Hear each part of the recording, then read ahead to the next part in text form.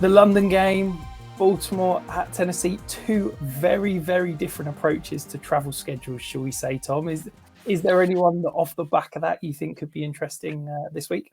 So there's a bit of mixed data on this. We've seen teams that arrive late in the week who've won games. We've seen teams who arrive early in the week get blown out. I think there's still a fair amount of randomness to this. But so when the Ravens last played over here, it was like several years, 6 years ago, and they lost to the Jags 42-6 or something ridiculous like that. And Joe Flacco had like 20 passing yards in the first half. It was atrocious. They rocked up on the Thursday. They decided that the thing they were going to do was to stay on Eastern time for the whole time. And in hindsight, John Harbaugh's talked this week about how it wasn't a good approach. Players didn't feel great. They didn't sleep well. And it was tricky.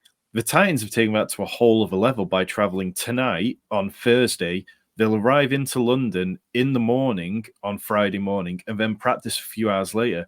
And I can't see how that's not going to mess with the players, you know, even if they're planning on only doing a walkthrough. If you say that for the last few days, they've done practice on Tuesday rather than Wednesday, and they've moved everything up a day, then okay, maybe it works out for them. I mean, the Titans and the Ravens, they've had some incredibly fun and crazy matchups over the last few years. The last time these two teams met in the playoffs, Lamar Jackson had a huge long rushing touchdown that really changed how a lot of people thought about Lamar in the playoffs. It'll be interesting because up until last week, we were thinking that this Tennessee defense was fantastic against the run. You know, they were clamping down on everyone who played them, Josh Kelly, Jerome Ford, all these kind of matchups where it was like, oh, well, we should be starting this player because you're going to get loads of opportunity. But then last week, Zach Moss goes out and averages 7.2 yards per carry, when before that, the Titans had only given up 3.1 yards per carry. So perhaps they're not quite as strong against the run as we thought they might have been. I think on the Ravens side of things, look, these receivers have to bounce back. 7 drops in a game, including Mark Andrews, who dropped a touchdown, as well as Bateman, as well as Aguilar, as well as Zay Flowers. It's unacceptable to drop that many passes that were in the basket. They should not be dropping those balls. And this Tennessee defense, they're not good against the pass, particularly.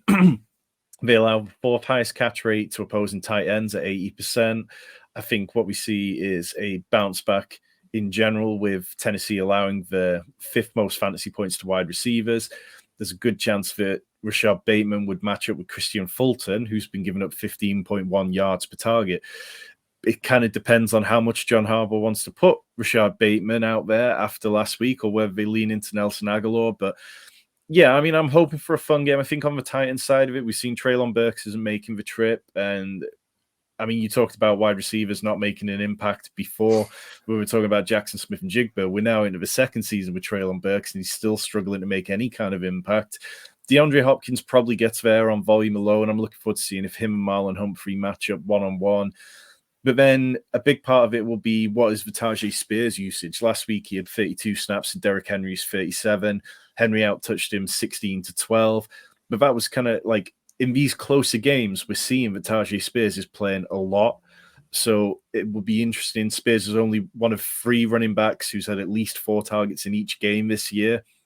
So, yeah, I think there's plenty to be interesting. I'm not sure if it's going to be the best game, but as long as my Ravens don't get embarrassed like last time I saw them play the Jags, I'll be happy.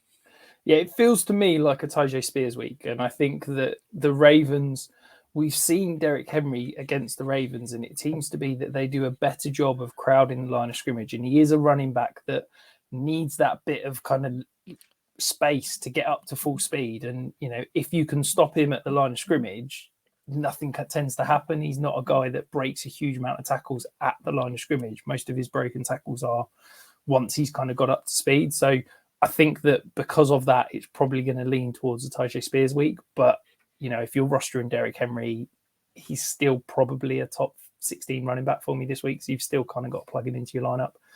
I think that Lamar is due a massive breakout game. I think that you saw last week. Last week was one of the most impressive performances I'd seen from Lamar. And yet they only put up, I can't remember how many points, but like 10 points, 13 points, whatever it was. It was pathetic because he was being consistently let down all across the field. I think that hopefully we get some more consistent receiver play. And I think that if he's going to carry on playing the way he has done the last couple of weeks, at some point he's just going to completely explode for a massive fantasy day. Yeah, and it was just one last point. I'll just mention that we talked about Zay Flowers' ADOT being really low and him being an extension of the running game. And it was encouraging to see last week with more wide receivers out there that they pushed him further downfield. And over the last couple of weeks, he's been playing not just close to the line of scrimmage, but further downfield too. And I think that can really unlock his fantasy ceiling if we see more of that.